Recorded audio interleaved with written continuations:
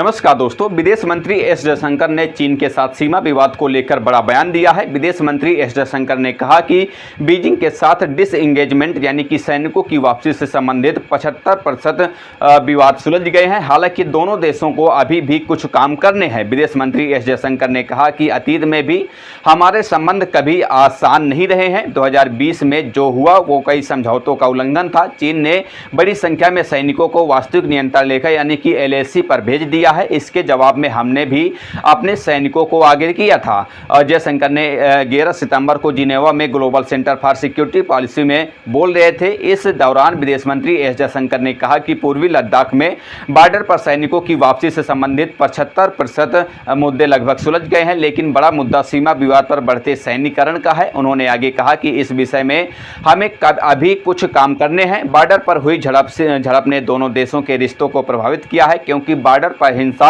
होने के बाद आप यह नहीं कह सकते कि बाकी रिश्ते इससे अछूते रहेंगे। उन्होंने आगे कहा कि यदि सैनिकों की वापसी का कोई रास्ता निकलता है और बॉर्डर पर शांति और सौहार्द वापस लौटता है, तभी हम दूसरी संभावनाओं पर विचार कर सकते हैं। जिनेवा में एस जयशंकर के भाषण के कुछ घंटों के बाद ही राष्ट्रीय सुरक्षा सलाहकार अजित डोभाल ने रूस के सेंट पीटर्सबर्ग में ब्रिक्स NSA की बैठक के दौरान चीन की कम्युनिस्ट पार्टी यानी CPC के पॉलिटिकल ब्यूरो के सदस्य और केंद्रीय विदेश मामलों के आयोग के निदेशक वांग यी से मुलाकात की। विदेश मंत्रालय ने एक बयान जारी कर बताया कि इस बैठक ने दोनों पक्षों को LAC यानी लाइन ऑफ एक्चुअल कंट्रोल से जुड़े विवादित मुद्दों का जल्दी से समाधान खोजने के प्रयासों की समीक्षा का एक मौका दिया है। इस बैठक से दोनों देशों के संबंधों को स्थिर बनाने की दिशा में मदद मिलेगी।